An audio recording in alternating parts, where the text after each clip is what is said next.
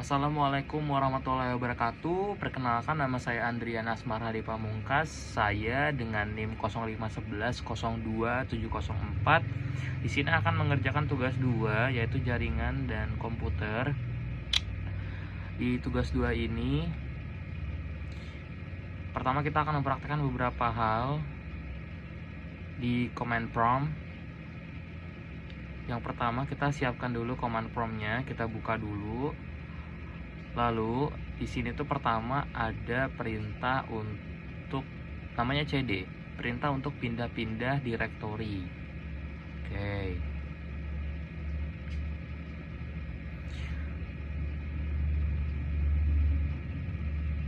Seperti yang tertera pada gambar ya, ini kita screenshot, kita masukkan ke dalam filenya agar report untuk tugas 2-nya menjadi lebih detail. Selanjutnya juga akan seperti ini, kita akan screenshot dan masukin ke dalam reportnya ya teman-teman.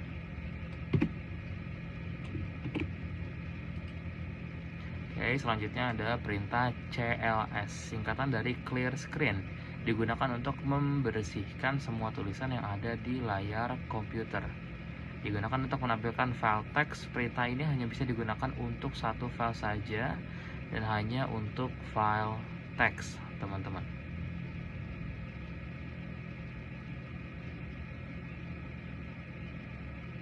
Sama seperti tadi, kita crop, kita masukin ke dalam filenya agar lebih detail nanti reportnya.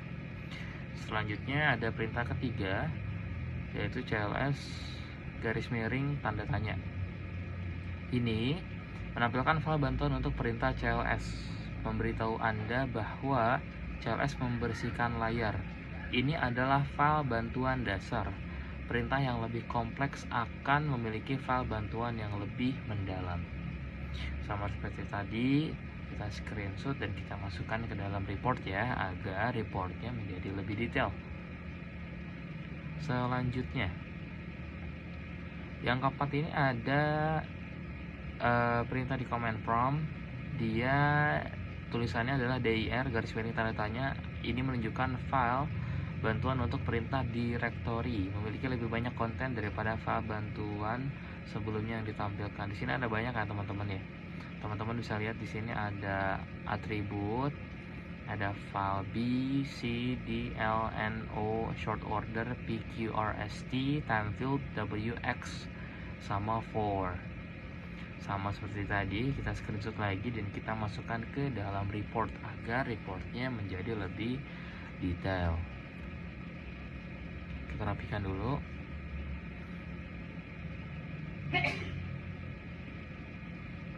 Selanjutnya ada perintah yang kelima, yaitu adalah perintah untuk ipconfig. Perintah ipconfig bisa digunakan untuk menampilkan informasi seperti IP address, netmask, gateway, hostname, bahkan lama waktu sewa IP address pada network adapter yang terpasang pada komputer. Bisa dilihat oleh teman-teman di sini ada tampilannya ya, Windows IP configuration, Ethernet adapter Ethernet, media stack, media disconnect, connection specific, dan lain-lain. Sama seperti tadi ya, kita screenshot dan kita masukkan ke dalam reportnya agar reportnya menjadi lebih detail teman-teman. Oke.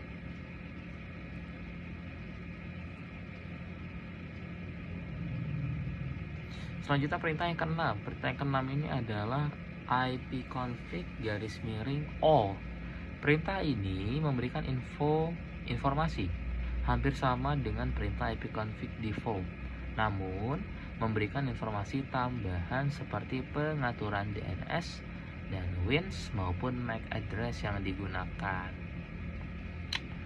Di sini ada terlihat ya, hostname, ada desktop garis miring GQ NQ MVC, node type hybrid, dan lain-lain. Lebih detail ya dibanding sebelumnya ya. Sama seperti tadi, kita crop, kita copy, dan kita masukkan ke dalam reportnya agar reportnya menjadi lebih detail. Yang perintah ketujuh ada ipconfig garis miring tanda tanya. Perintah ini akan menampilkan semua bantuan terkait dengan perintah ipconfig. Perintah ini semacam kamus yang memberikan panduan penggunaan jenis-jenis dari ipconfig. Selain itu, kita juga diberikan contoh-contoh dari penggunaannya. Di sini ada banyak ya. Di option itu ada ipconfig garis miring tanda tanya, all, release, release 6, renew, renew 6, flush DNS, register DNS, display DNS, show class ID, set class ID, show class 6, ID 6, sama set class ID 6. Cukup banyak ya teman-teman ya perintahnya ya. Selanjutnya ini adalah ipconfig garis miring release. Perintah ini digunakan untuk melepaskan atau mereset semua settingan IP address. Seperti yang teman-teman lihat di sini langsung terdisconnect ya untuk WiFi saya, karena memang ipconfig release ini fungsinya untuk hal tersebut, melepaskan atau mereset semua settingan IP address. Apabila perintah ini dijalankan, maka konfigurasi IP address komputer Anda akan menjadi kosong. Ketika dijalankan, koneksi ini akan dinonaktifkan kemudian diaktifkan kembali, tetapi komputer tidak mendapatkan konfigurasi IP address dari DHCP server. Sama seperti tadi, kita copy aja lalu kita masukkan ke dalam reportnya. Nanti akan tersambung sendiri dengan otomatis ya teman-teman. Jadi jangan khawatir ketika teman-teman melakukan perintah tersebut ipconfig garis miring release. Selanjutnya ada yang ke-9, kita akan menuliskan ipconfig garis miring renew. Perintah ini digunakan untuk menetapkan alamat IP baru pada semua adapter jaringan, di mana koneksi ini akan mengambil nama koneksi secara spesifik hanya berjalan pada klien yang telah dikonfigurasi dengan DHCP, teman-teman. Bisa dilihat ya di gambar yang kita crop sama seperti tadi, lalu kita masukkan ke dalam reportnya agar reportnya menjadi lebih detail. Selanjutnya perintah ke-10 ada ipconfig garis miring display DNS. Perintah ini digunakan untuk menampilkan domain name system atau DNS. Jadi DNS itu adalah singkatan dari domain name system ya teman-teman ya, termasuk localhost koneksi.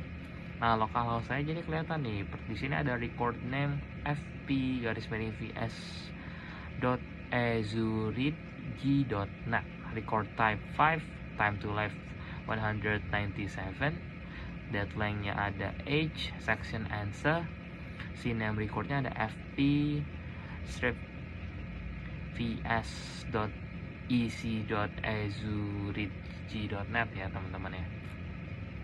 Oke. Selanjutnya ini adalah perintah ke-11, ada ipconfig garis miring flush DNS. Flush DNS ya teman-teman ya. Perintah ini digunakan untuk mengosongkan atau mereset DNS cache. Oke. Cara tulisannya teman-teman ya, Windows IP configuration successfully flush the DNS resolver cache. Sama seperti tadi, kita copy aja, kita masukkan ke dalam report agar reportnya menjadi lebih detail. Oke. Selanjutnya kita ke perintah ke-12, ada ipconfig garis miring register DNS. Perintah ini digunakan untuk mendaftarkan komputer kepada DNS server terdekat teman-teman ya. Kebetulan di sini tidak ada DNS lain, maka dari itu di situ tidak muncul apa-apa ya. Dia hanya bertuliskan the requested operation requires elevation teman-teman. Oke. Kita copy, kita masukkan ke dalam report agar reportnya menjadi lebih detail seperti biasa. Oke. Selanjutnya kita akan perintah ke nomor 13. Ini adalah ping. Perintah ini digunakan untuk menampilkan berkas bantuan untuk perintah ping. Di sini cukup banyak teman-teman ya menu yang bisa teman-teman pakai. Ada di option itu ada garis miring T, strip T, strip E, strip N count, strip L size, strip F, strip I, TTL, strip V TOS atau type of service, ada R count, ada S count, ada G host list, ada K host list, ada W timeout, R, S or C DDR, ada C compartment, ada P, ada for, ada Oke, ping komputer localhost dan komputer lainnya pada jaringan. Pertama ada type the command ping localhost, ada type the command ping loopback, ada type the command ping 127.0.0.1. Dua perintah pertama pada dasarnya sama, akan tetapi sewaktu Anda mencapai 127.0.0.1 hasilnya tidak mencakup semua informasi resolusi nama. Ini adalah cara terbaik untuk ping localhost. Selanjutnya kita skip aja langsung ke netstats ya teman-teman ya. Perintah ini digunakan untuk menampilkan informasi statistik koneksi jaringan dari dan ke komputer yang sedang dipakai. Pada prinsipnya netstats sama dengan task manager. Jika task manager menampilkan proses dan aplikasi yang sedang berjalan, sedangkan netstats menampilkan layanan informasi yang sedang dipakai beserta dengan informasi lainnya seperti IP dan portnya. Sama seperti tadi, kita copy aja, kita masukkan ke dalam reportnya agar lebih detail ya teman-teman ya.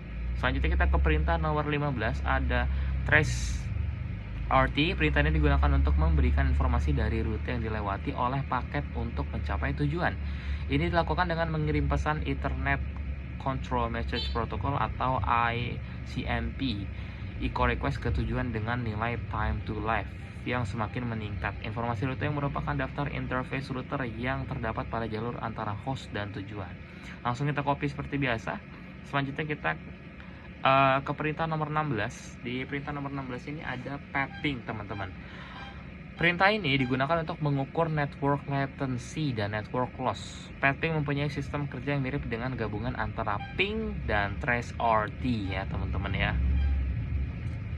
Oke, selanjutnya kita copy seperti biasa dan dimasukkan ke report agar reportnya menjadi lebih detail ya teman-teman ya. Oke, kita move on ke perintah nomor 17. Di sini ada NSLOOKUP. Tool yang digunakan untuk menampilkan informasi tentang nama DNS dan alamat IP yang sesuai. Oke. Yang sesuai dan dapat digunakan untuk mendiagnosis server DNS ya teman-teman ya.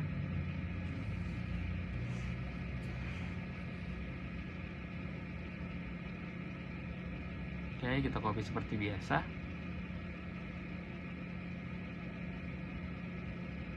Kita rapikan sedikit teman-teman.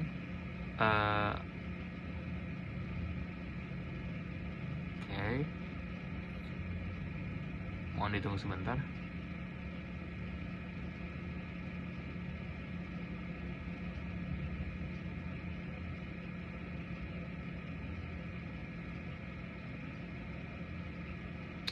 Kita move on ke perintah nomor 18. Di sini ada NetSH. Perintah ini digunakan untuk menampilkan atau mengubah konfigurasi jaringan komputer yang sedang berjalan. Ada beberapa hal yang bisa dilakukan oleh NetSH, seperti mengkonfigurasi pengaturan jaringan seperti IP address, subnet max, default gateway, DNS, WINS, firewall, dan banyak hal lainnya teman-teman ya. Cuma langsung kita mengejar waktu, jadi kita buru-buru aja langsung ke perintah ke-19. Mohon ditunggu sebentar ya.